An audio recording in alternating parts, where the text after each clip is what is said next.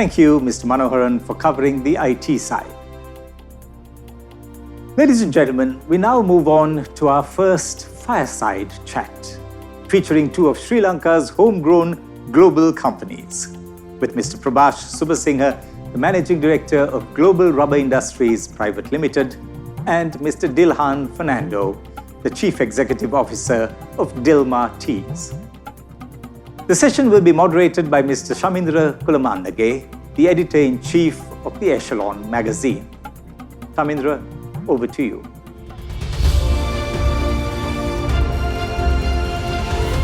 Hello, and thank you for joining us. You're with the Sri Lanka Investment Forum, and thank you very much for joining this session where we are talking to two of Sri Lanka's foremost industrialists. And the topic of this session is a fireside chat with two homegrown global brands. That's what sort of defines these two companies where the CEOs are joining us today. And the two gentlemen joining us today are Dilhan Fernando, Chief Executive of Dilmah Tea. It's a famous global brand now, available in much of Asia, Australasia, in Europe, and many other markets. And also joining us is Prabhash Subasinghe, who's the Chief Executive of Global Rubber Industries, a leading solid tire manufacturer out of Sri Lanka. Thank you, gentlemen, very much for joining us today. Good to be on the show. Thank you. It's our pleasure to be here. Dilhan, let me start this conversation with you. Dilmah Tea is one of Sri Lanka's most formidable brands. Can you tell us a little bit of the background about how Dilmah came to being? Sri Lanka was famous for the longest time for its Ceylon tea, but not necessarily for homegrown brands around tea. Dilmah is one of the first and clearly the largest such brand. Give us a little context. Well, the context is my father's desire to disrupt what was essentially a colonial economic system. And so, on the simple principle that fresh tea is richer in flavor and natural antioxidant goodness, he took Ceylon tea to the world. He took it garden fresh. And so here we have in Sri Lanka incredible artisanship, tradition, commitment to fine tea. And so his mission was taking that amazing product and presenting it to the world. And today we are blessed that Dilmah is available, as you touched on, in over 100 territories. And I think that is, in summary, the context about Dilmah. Can you also give us a sense of scale, Dilhan, for an audience that's not very familiar with how big the brand is and the companies behind it is, in terms of revenue, in terms of employees, plantations? Can you give us a sense of scale? I would say that in terms of our global presence, the most relevant factor would be the fact that our sales value in excess of $500 million US. Where employees are concerned, in the region of 4,000 persons, of course, 1,000 that are core operations where packing is concerned. Tea in Sri Lanka is beautiful on account of its the fact that it is still handpicked and a very artisanal method. And so there you have a significant number of people on our plantations. So I think that hopefully gives the audience a sense of scale. But in terms of territories, I believe the last count was 104, primarily as a specialty brand, as a brand that is handpicked, offering specific terroirs and specialty single estate teas and so on. Thanks, Dilhan. Prabhash, may I turn to you? Sri Lanka has a long history with plantation crops and the raw material, I think, to the company that you head, rubber, is a plantation with which Sri Lanka again has had a long history, just like we have had with tea. But how did Sri Lanka and how did global rubber industries come into being? And can you give us that context and the backstory to this?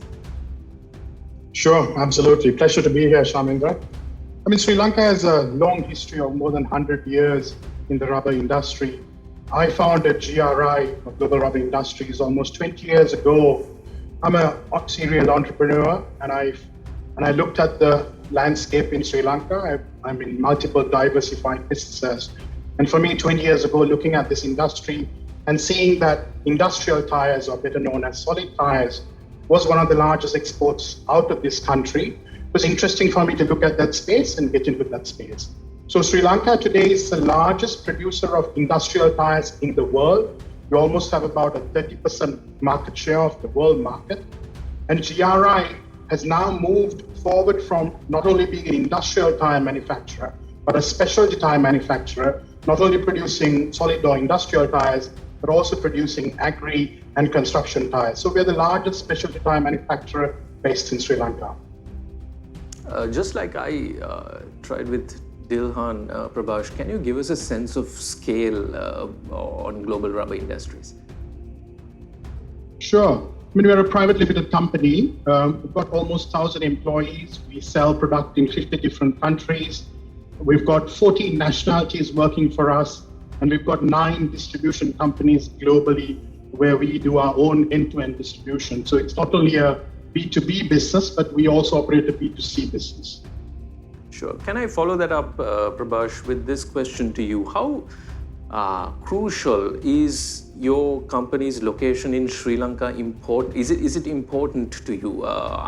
The raw material is potentially available here, but in the global supply chain for solid tires, is there a relative advantage for your company to be located in Sri Lanka? I mean, when you talk about relative advantage, Shamindra, I think it's multiple things that you would be looking at. And for us, we would look at in different aspects. One, in terms of supply chain and access to supply chain. Second would be manufacturing advantage. We really have a manufacturing advantage. How easy is it for you to do business? And third would be logistics. So when I had to tick the boxes on all 3 of these, I would say Sri Lanka is definitely one of the top-notch places in this part of the world to be doing something of this nature, especially in heavy industrial manufacturing. Everything from supply chain, we've got immediate access to natural rubber. And on top of that, in industrial know-how, we've got an incredible amount of know-how in this country in tire manufacturing, because it's a business which has been around for a long time. So let it be in polymer knowledge or even engineering knowledge, we have a lot of local know-how. And complemented with logistics, Sri Lanka has exceptional logistics. I think everybody in the world knows that.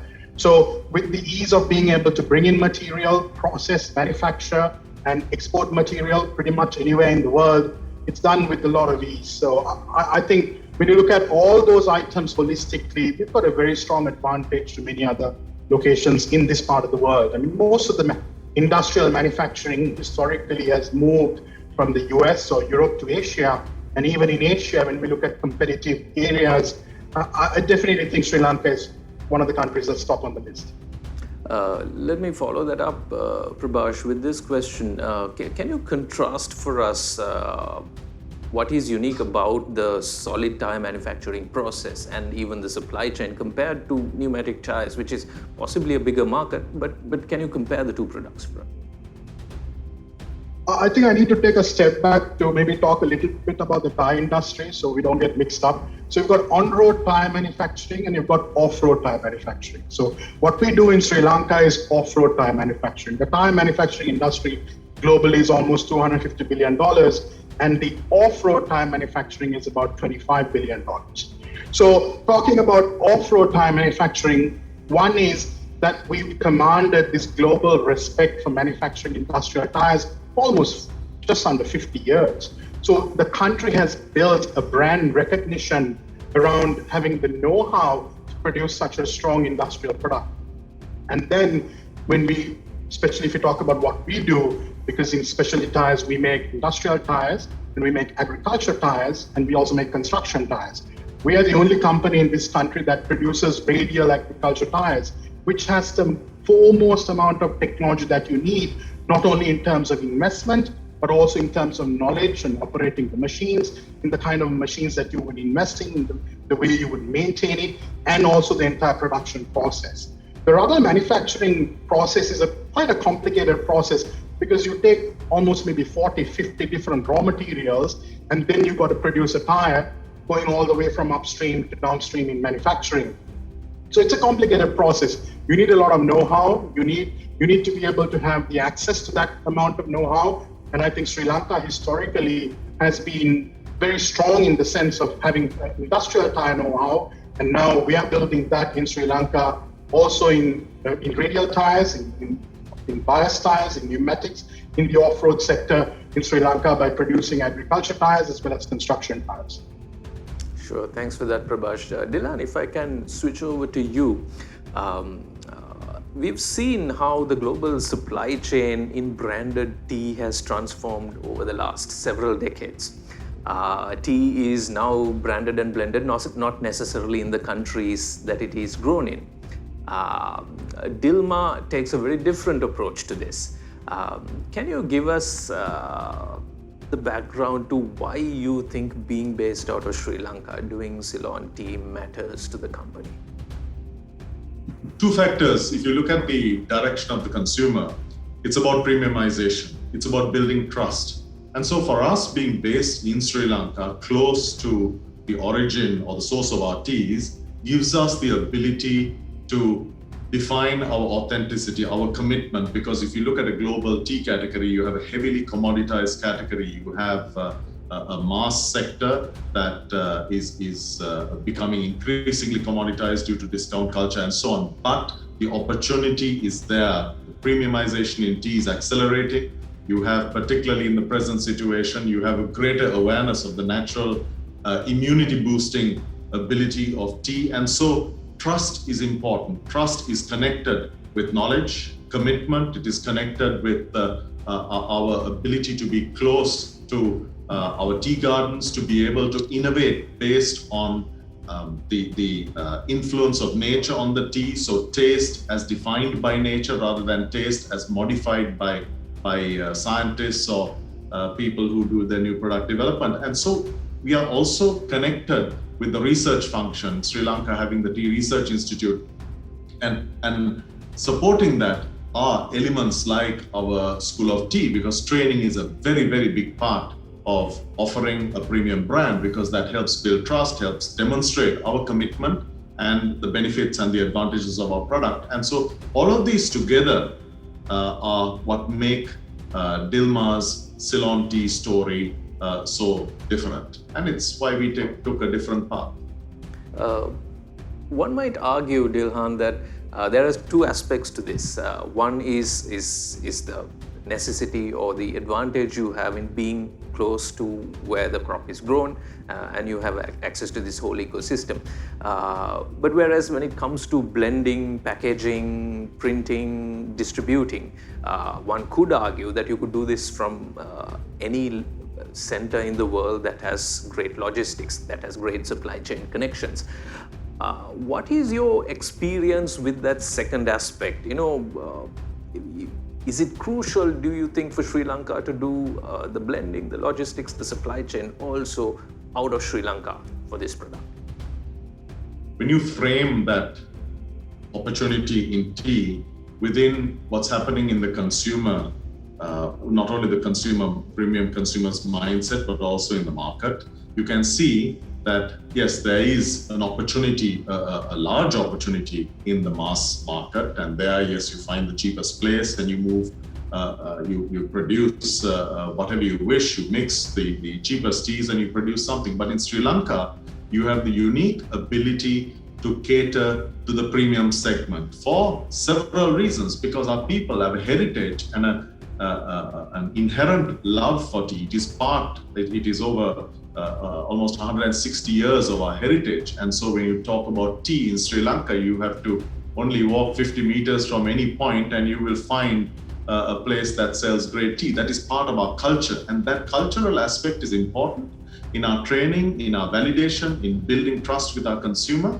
but also in the kind of people we work with. So when we bring someone in and we explain our mission, which is to unlock the value in the premium segment in tea, there is no place for us other than Sri Lanka, because there is also the associated aspects. The world is talking about internalizing what in the past We have unfortunately externalized, looking at the environment, looking at biodynamics, looking at agroforestry principles. All of these supported by the incredible digital capability, the technological capability, which gives us a possibility to integrate all of this into our supply chain, etc.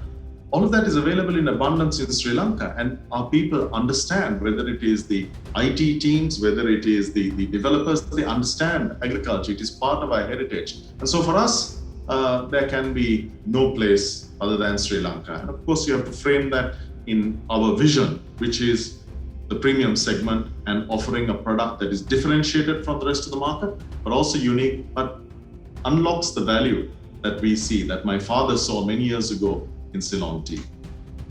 Prabhash, if I can switch to you, is GRI an OEM manufacturer? Do you have your own brands? Is it a hybrid model? Can you tell us a bit about how your products are sorted?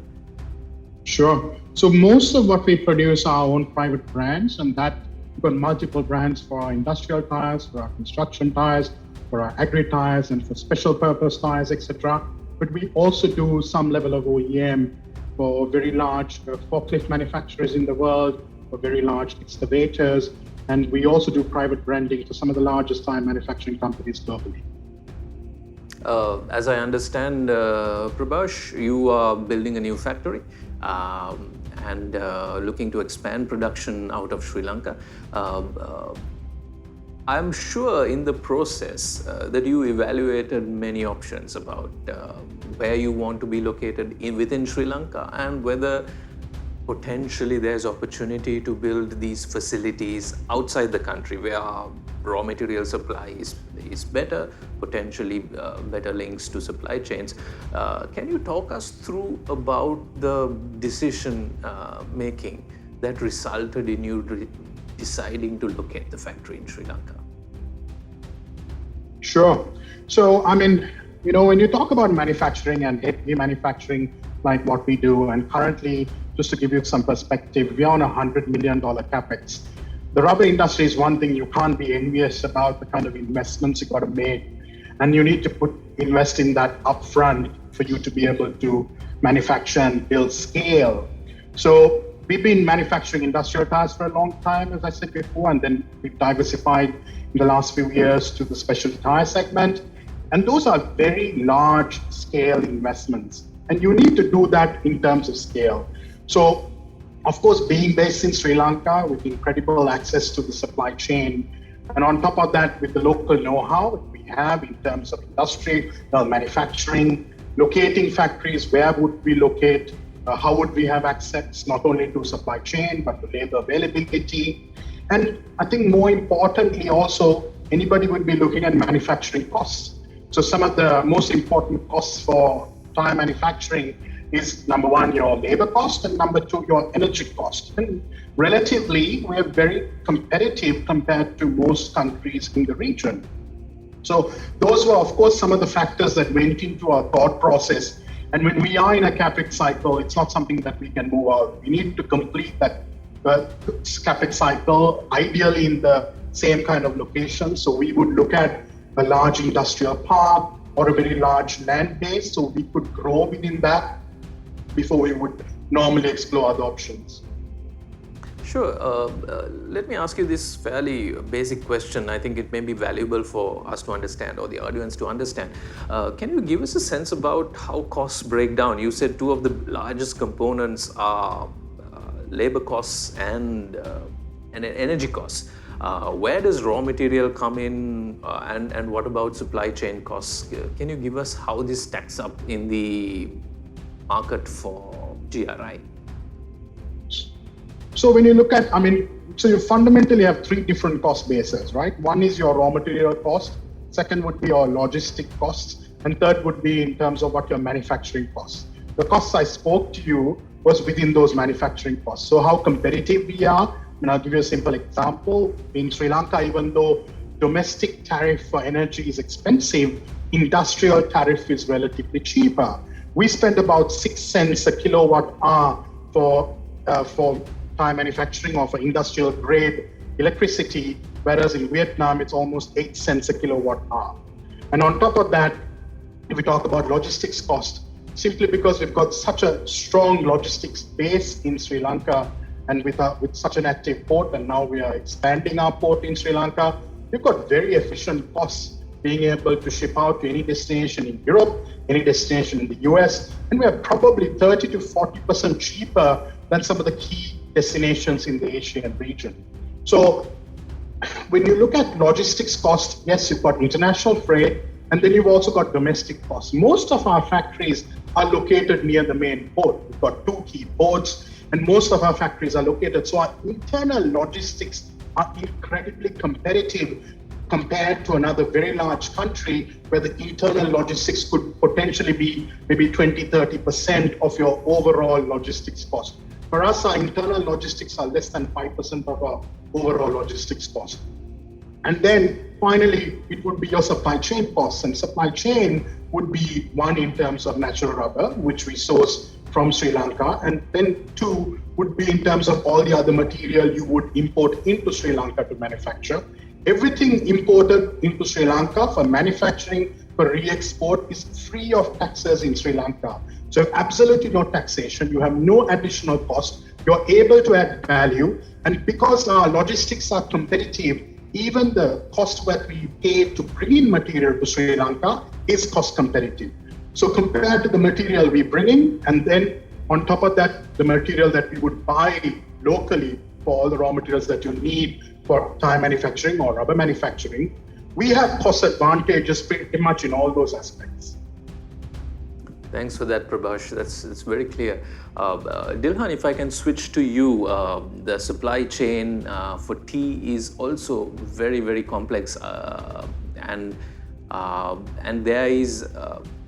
If you really look at how it works, I think for you have a standardized product for a brand, whereas how you sort of the components that go into making that particular flavor that of tea, the tea leaf that goes in may change over any given period, I think.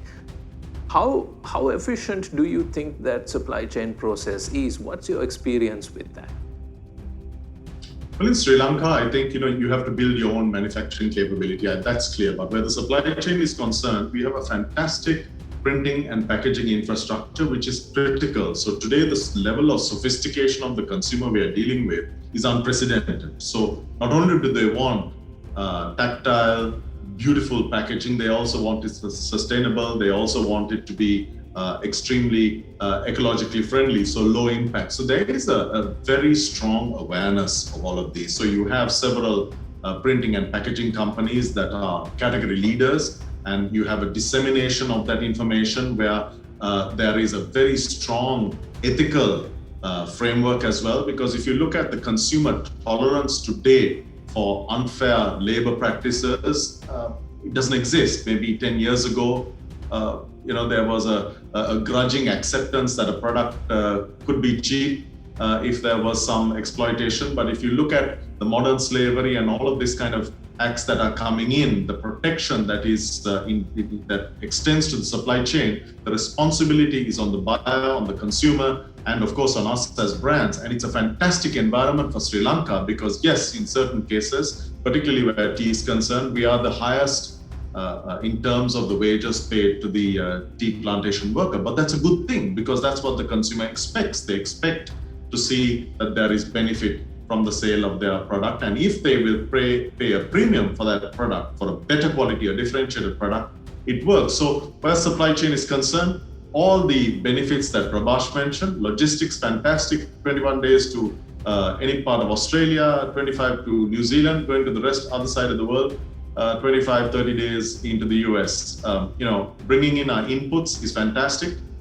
Exporting our production, convenient, and locally to have an educated, intelligent workforce that is also flexible to look at. I mean, we are implementing robotics in several of our plants right now. And to have a workforce that has an understanding and is receptive to the changes that all that involves is a huge, huge benefit to us. Is it so that Dilmah has tried to become a vertically integrated company? I mean, you own some plantations, you may own certain inputs that come with regard to printing, etc. Also, certainly you do your own packaging and things like that. How critical do you think that integration is for your success? And when you go forward from here, do you think you can rely more on the market for those inputs? Well, all of this began by necessity. So when my father started in his executing his ambition for value addition in the 70s, we didn't have the ability to print tags in Sri Lanka. He brought them in from Japan. We couldn't print packaging in Sri Lanka. He brought it in from Singapore or Australia or wherever. And since then, all that infrastructure has been built up. So yes, in certain cases, actually in most cases, we have built our vertical integration going all the way back to the plantations. So with Kahota plantations, involvement with LPT or Talawakale, the brokering business with Fords and Walker, print care in terms of packaging and so on. But the fact is that today you have a much more sophisticated environment in Sri Lanka. So you have access to multiple packaging businesses. We can't rely on ourselves alone because yes, we have a flexible packaging plant also, but you need others. You need to create an ecosystem that ensures that there is healthy competition, and it is healthy competition that ensures that sustainability, biodegradability, better materials, all of this it has to happen. So we are a part of that ecosystem. So vertical integration is very important, but it should not be an isolated parallel process, because each of those elements must be a part of an ecosystem that involves multiple other printers, because that is what will make an industry healthy. And then the industry can regulate itself, can build its systems, procedures, standards, and so on. It's exactly that which my father started many years ago in collaboration with Mr. Ravindran in print care packaging. And it's the same thing that we do, whether it's brokering or whichever. So it is critical. It was more critical, and it is today critical if we are doing innovative lines, but then gradually the acceptance and the dissemination of that innovation is quite quick because you have a great infrastructure here in Sri Lanka. Prabhash, can I come with a similar question to you about vertical integration? How is it for GRI? How do you see that going forward? You're expanding production, $100 million capex out of Sri Lanka. How vertically integrated does a company or an industry like solid tire manufacturing needs to be in one country? I think it's a very important question, especially with the world trying to be more holistic in their approach in the way we do things. So GRI is only in manufacturing. We don't have back-end production, primarily because most of the natural rubber that we find and what is produced in this part of the world is produced by smallholders. So they're produced by very small-scale farming families who would do it as a byproduct. And that's the nature of the industry in Asia. Therefore, it's not possible for companies like us to be going and investing in plantations, because what we won't be able to get out of it. So the way we connect with our supply chain, just give you maybe a little bit of an insight to one of our initiatives called the GreenX Circle. GreenX is one of our key brands in our farm tire business. And most of what we do through the GreenX Circle is to build something like the circle of life. So which is to create a holistic approach from the natural rubber farmer in Sri Lanka to a crop farmer either in Netherlands or in the United States who's producing any kind of crop, let it be corn, let it be whichever produce that you might think of. And connecting those two people and building a bridge between those two people, because fundamentally I believe, as also Dilhan mentioned, as businesses, end of the day, we need to be noble. And if I talk about the farm tire business and we talk about this kind of supply chain, I think our job is poverty alleviation. We need to think about how we can bring more money and more value addition and thereby reduce the poverty at the supply chain side and also in the market side. I don't think you've ever heard of any farmer being super rich. So it's the point about how can companies like us, by being in the ecosystem, connecting the dots. And that's why I'm really excited about our GreenX Circle, because we work with the farming communities, A, to be able to increase their yield, B, by looking after their families, C, by paying a reasonable market price for what we buy from them, and being totally involved in their life cycle in what they do. And also then we produce tires and we sell those tires, which are again used for farming, which basically is able to put food on the table for all of us in the world. So I think supply chain is not something you can do in isolation. And I think we got to be noble as business people, and that's part of our DNA. Excellent. Can I ask you one last question, and that would be, Prabhash, how you are doing $100 million capex round out of Sri Lanka. How do you think in the next, this is possibly capex that addresses the next 10 years or 20 years necessarily. What about the market for solid tires globally gives you the confidence to do this? Are you after a share of the growth? Are you after market share? How do you view that? Well, funnily, it's not a 10-year capex cycle, it's a 3-year capex cycle. We're already into it. So in terms of the market, I think it all goes back to who you are, right? If you're able to produce a fantastic product, if you're able to be credible in business, you're transparent in terms of what you do, you're able to build a very strong connection from the point of time that you are able to buy your raw material or your natural rubber to the point that you are able to sell it to the final farmer or construction tire manufacturer or a construction machine user or an industrial tire user. If you can build that level of holisticness in your business and be totally credible and transparent about what you do, it's not a question of chasing market share. You're noble, you're genuine in the way you do things, you're automatically going to get your market share. Yes, you have to make superior products, they've got to do well, you've got to build your brand globally, which is what we've been doing. We never invested in Sri Lanka looking at the domestic market. We only invested in Sri Lanka looking at the global market. So it was never a discussion for us, is Sri Lanka a big enough market for us, because we only looked at the global market. So we build scale historically, and we are building scale now for the global market. Most of our competitors, some of their businesses are probably half the size of the GDP of this country. So the scale is very, very large. So if you're able to produce an incredible product, and on top of that, you have the right values in your business, in the way you do business, I think it's a question of being able to get as much market share as you can. Thank you, Prabhash. Dilhan, if I can pose one last question to you, and that would be around how you distribute your product, how you reach consumers. It's an increasingly competitive market. You are potentially working with supermarket chains all around the world to reach consumers. This is, I suppose, delicate relationships. There must be plenty of tussle about the sort of margin that you could have on these products. This is universal, I think, right now for any brand owner. Can you talk us through with how that's working? And does it then also make sense that you be based out of Sri Lanka to be able to drive these relationships? It is hugely challenging, and it is particularly so when we operate as a premium brand in a commoditized category.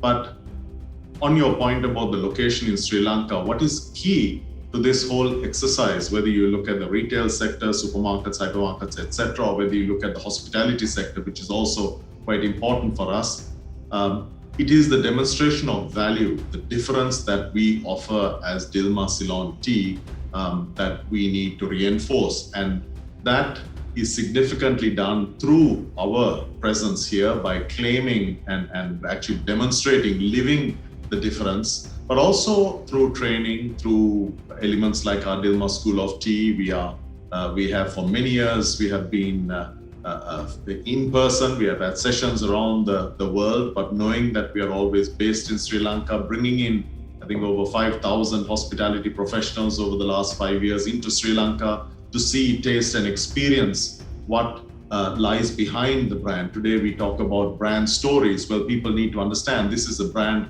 with a commitment not only to the taste, but also to the natural goodness and to the ethical purpose. So they need to meet the scientists, the people from the research institutions. They need to meet our scientists. They need to visit the tea plantations, and that is the validation and the foundation for trust that we can then go ahead, work with influencers, work with other people who will share it and communicate. So the Sri Lanka location is important. You could say, look, you need to be close to market, but our market is global. I mean, I'm not saying that we are a huge brand globally, but rather we are a specialty brand in many territories. And so Sri Lanka, well, we've been invaded since the 1500s for a very specific reason. We have a fantastic location. And it is the same is true even today. We haven't moved. So with Australia, New Zealand, USA, South America, we're able to deal with those territories. We're able to also strengthen our relationships by validating our points of difference and our product superiority by using the heritage, the people, the assets that Sri Lanka naturally offers us. Dilhan, Fernando, Prabhash, Subasinghe, thank you for joining the Sri Lanka Investment Forum. It's been very insightful, and talking to the two of you, two of Sri Lanka's homegrown global brands. Thank you, gentlemen, for joining us. Thank you. Thank you very much.